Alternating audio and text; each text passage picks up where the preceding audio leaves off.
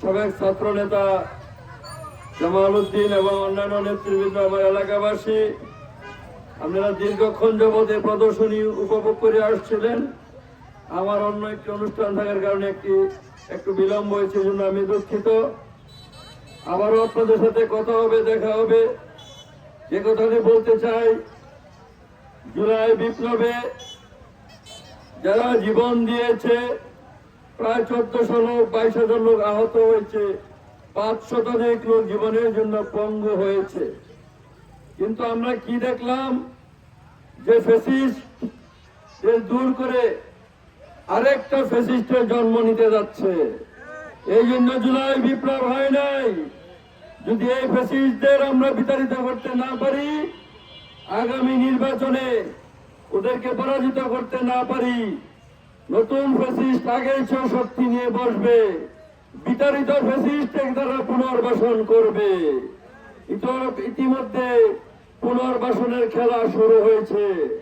আপনারা জানেন, পটুয়াখালী সাবেক বিএনপির ভাইস চেয়ারম্যান, সাবেক স্বরাষ্ট্রমন্ত্রী এবং বিমান বাহিনী প্রধান আলতাফ হোসেন চৌধুরী সরাসরি এইরকম অনুষ্ঠানে বলেছেন যে আমার এলাকায় কোনো আওয়ামী লীগ নাই, চান্দা দিয়ে এরা সব বিএনপি হয়ে গেছে।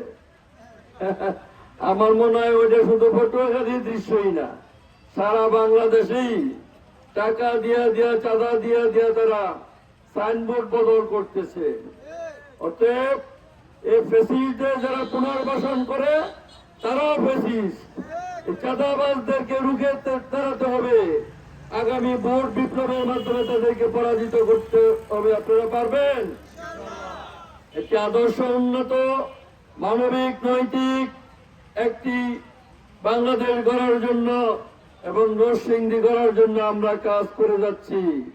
প্রত্যেকটি ঘরে ঘরে ইব্রাহিম ভূঁইয়ার দাওয়াত এবং সালাম পৌঁছাতে হবে।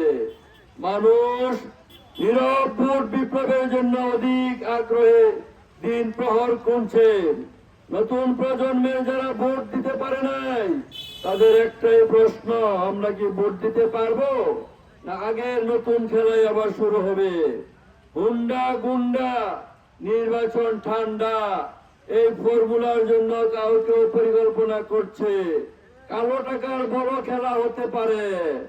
জুলাই বিপ্লবের পরেই পত্রিকায় নিউজ আসছে, 1 সপ্তাহের মধ্যে মাধবদী নরসিংদী এলাকায় 100 কোটি টাকার চাঁদাবাজি হয়েছে। এই চাঁদাবাজি এখনো বন্ধ হয় নাই। ব্যবসায়ী ভাইয়েরা, আমরা অনুরোধ করছি আপনারা আমাদের পাশে থাকেন। আমরা সম্মিলিতভাবে চাঁদাবাজ সন্ত্রাসীদেরকে আমরা রুখে দিব ইনশাআল্লাহ।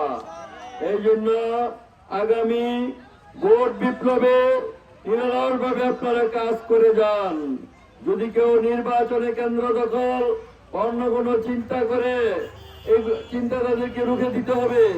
জামাতের কোন কর্মী দিকে যদি কেউ আঙ্গুল তোলে, সে আঙ্গুল আর সোজা অবস্থা ফিরিয়ে নিতে পারবে না ইনশাআল্লাহ। অতএব শক্তিশালী কেন্দ্র কমিটি করেন, এলাকার মানুষদের ইনভলভ করেন। যারা চাঁদাবাজ সন্ত্রাসী, এরা মানসিক ভাবে খুব দুর্বল থাকে। অতএব ইমানের বলে বলিয়ার হয়ে আমরা তাদের যে কোনো ষড়যন্ত্র রুখে দেবো ইনশাআল্লাহ। আসুন, একটি নৈতিক, মানবিক, উন্নত নরসিংদী করার জন্য আমরা কাজ করে যাই। মা বোনদেরকে আমার সালাম দিবেন। আগামী দিনের বাংলাদেশ হবে ইসলামের বাংলাদেশ। আগামী দিনের সূর্য হবে ইসলামের সূর্য।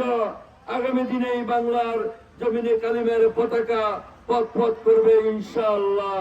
সেই বিপ্লবে আপনারা শরীক হওয়ার আহ্বান জানিয়ে আমার বক্তব্য শেষ করছি। বাংলাদেশ